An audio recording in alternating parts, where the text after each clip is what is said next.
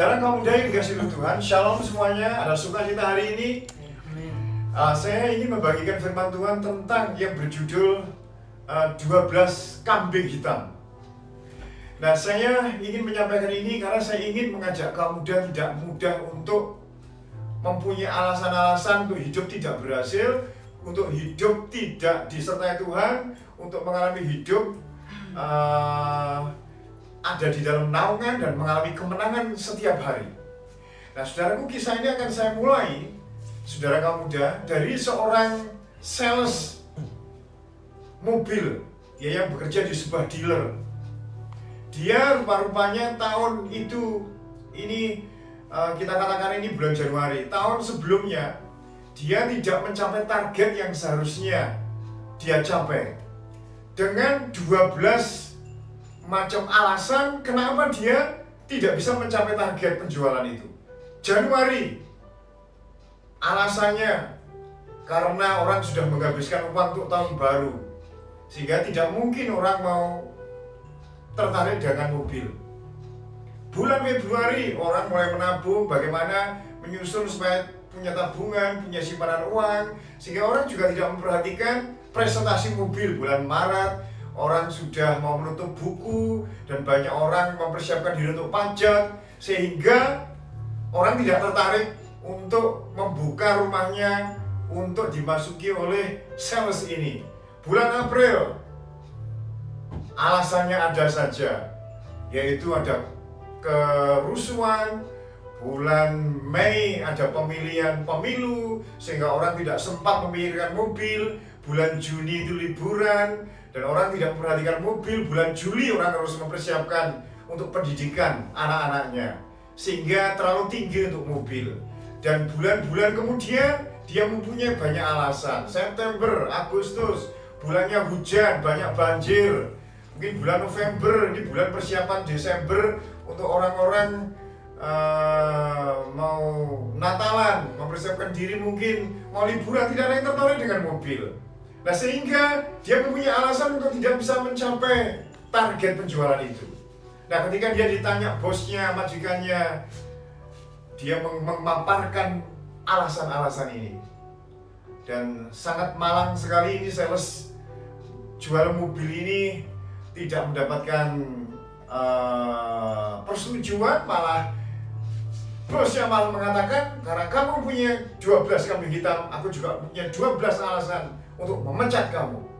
Nah, alasan bosnya banyak, karena kamu tidak tertib, masuk kantor tidak pada waktunya, pulang duluan. Yang dipikirkan bulan Februari itu hanya gajinya aja, dan bulan-bulan berikutnya kami di training, gembos, tidak ada wujudnya. Kamu mengeluh saja, dan kamu diberi kesempatan, tetapi kamu lihat kesulitan saja, dan berbagai macam alasan yang dia bosnya ungkapkan, sehingga akhirnya dipecat juga. Nah, Bapak Ibu, saudara kaum muda yang dikasihi oleh Tuhan, nah, banyak kegagalan-kegagalan seperti itu, dan orang untuk menghindari kegagalan akhirnya mencari kambing hitam. Nah, memang tiap-tiap kita kaum muda yang dikasihi oleh Tuhan mempunyai bakat untuk gagal. Rasanya keberhasilan itu sukar dicarai, kayak seperti belut, ya. Rasanya dipegang itu merucut, lepas. Apalagi belut yang dikasih oli, sudah licin, pakai oli dan sulit rasanya. Nah, kalau bakat gagal ini kalian elus-elus terus, maka tidak menutup kemungkinan kegagalan total itu ada dalam dirimu. Tetapi jika engkau melihat peluang di tengah kesukaran, kamu melihat tuntunan Tuhan di dalam kegagalan-kegagalan yang akan engkau alami mungkin, engkau akan melihat bagaimana bersyukur di tengah-tengah malapetaka yang ada. Maka engkau akan melihat pertolongan Tuhan yang ajaib. Saya ingat, saudara kamu yang dikasihi oleh Tuhan, Yosua dan Kaleb dalam kitab Bilangan, saya akan bacakan beberapa ayat saja. Bilangan pasal 13 itu tentang 12 pengintai, yang 10 itu kambing hitamnya cukup mantap, sehingga mempunyai alasan-alasan ini cukup kuat untuk tidak masuk tanah perjanjian. Tetapi dua orang, yaitu Kaleb dan Yosua, juga mempunyai alasan, bukan kambing hitam, tetapi kesempatan penyertaan Tuhan dalam kesulitan itu. Kita lihat Bilangan pasal 13 ayat yang ke-27. Bilangan 13:27. Mereka menceritakan kepadanya, kami sudah masuk ke negeri kemana kau suruh kami, dan memang negeri itu berlimpah-limpah susu dan madunya. Dan inilah hasilnya, hanya bangsa yang diam di negeri itu. Pertama, kambing hitamnya adalah kuat-kuat yang ada di situ. Dan kedua, kotanya berkubu. Ini kambing hitam yang kedua. Yang ketiga, kubunya sangat besar. Yang keempat, ada keturunan Enak. Nah, keturunan Enak itu orang-orang raksasa. Yang kelima, orang Amalek diam di tanah Negeb. Keenam, orang Het. Ketujuh, orang Yebus. Kedelapan, orang Amori di pegunungan. Kesembilan, orang Kanaan diam sepanjang laut dan sepanjang tepi sungai Yordan yang subur itu. Ayat 30. Kita lihat bagaimana Kaleb memandang masa depan yang gelap itu dari kacamatanya Tuhan. Ayat 30. Kemudian Kaleb mencoba mententeramkan hati bangsa itu di hadapan Musa, katanya, tidak, kita akan maju dan menduduki negeri itu. Pertama, kita akan maju. Ini bukan kambing hitam, tapi batu loncatan.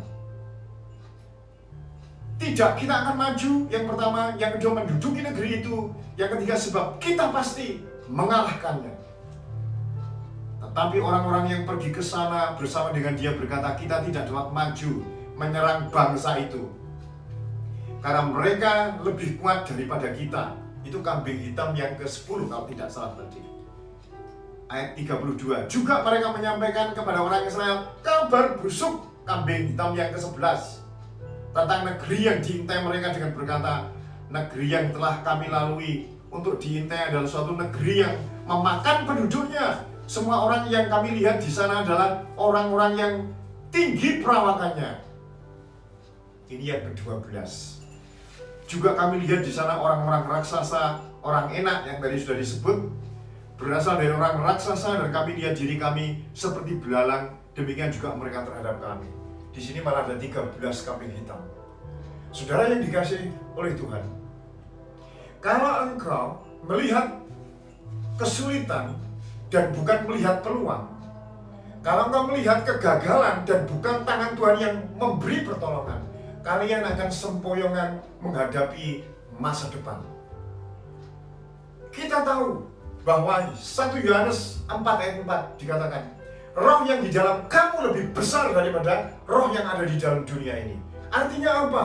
Saudara kamu yang dikasihi Tuhan, itu artinya bahwa jika engkau mempercayai, meyakini, memperkatakan firman, belajar firman, dan engkau mengeterapkan firman itu, maka firman ini dengan roh Allah akan menuntun hidupmu dari hari ke hari, dan engkau pasti akan mengalami kemenangan seperti apa yang telah dialami oleh Yosua dan Kaleb. Dia melihat raksasa-raksasa dan dia tidak gentar. Malah dia mengatakan ayat yang ke-6 pasal 14 Bilangan 14 ayat 6, tetapi Yosua bin Nun dan Kaleb yang termasuk orang yang telah mengintai negeri itu mengoyakkan pakaiannya. Dia berkata kepada segenap umat Israel, negeri yang kami lalui itu diintai adalah yang luar biasa baiknya. Jika Tuhan berkenan kepada kita, maka Ia akan membawa kita masuk ke negeri itu dan akan memberikannya kepada kita, suatu negeri yang berlimpah-limpah susu madunya. Hanya jangan memberontak kepada Tuhan. Jangan takut kepada bangsa negeri itu, sebab mereka akan kita telan habis. Yang melindungi mereka sudah meninggalkan mereka, sedang Tuhan menyertai kita. Janganlah takut kepada mereka.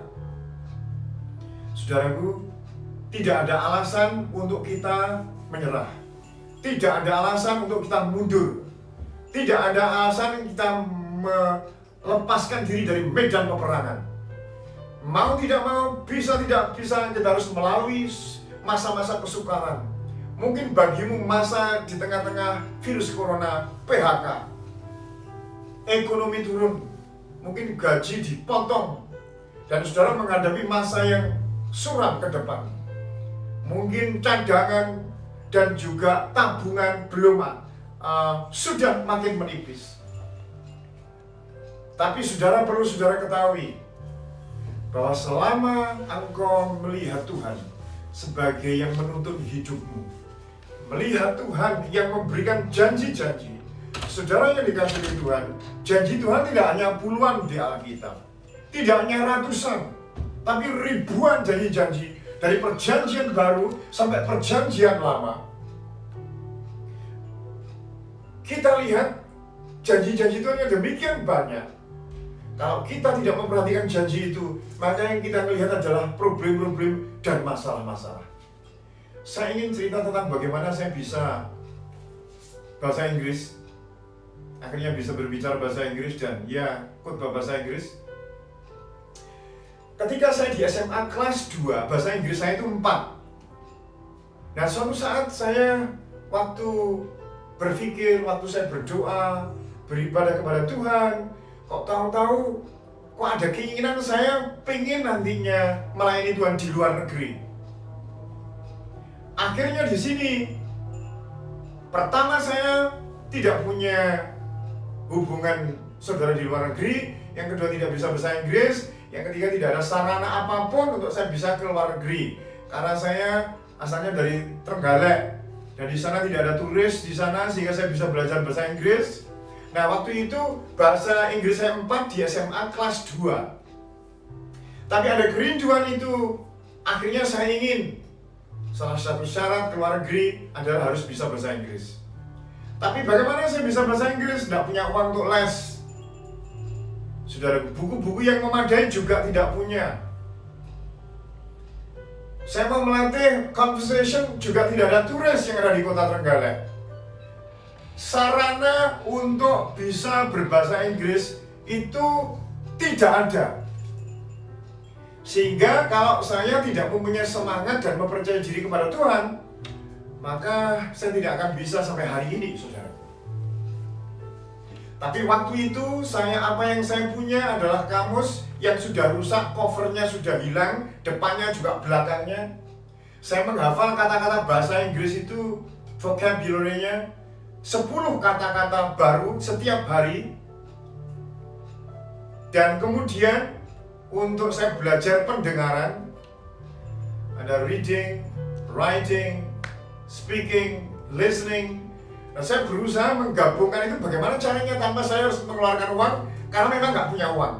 Keluarga saya tidak mampu untuk memberikan saya keuangan untuk untuk les atau untuk kursus. Yang kedua, saya mempunyai fasilitas yaitu radio yang kuno, yang ada tabung-tabungnya yang sudah jelek dan suaranya itu grok-grok begitu.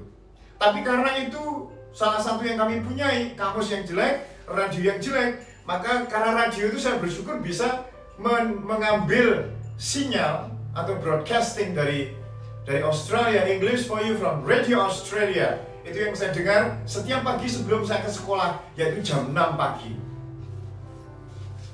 Dan untuk melatih composition saya bahkan berdoa kepada Tuhan. Dari bahasa Inggris saya pelan-pelan berusaha pakai bahasa Inggris. Dan saya juga membahasa Inggriskan apa di sekitar saya dengan apa yang saya punya. Akhirnya saya berusaha, akhirnya masuk saya di Lawang Babel Training Center.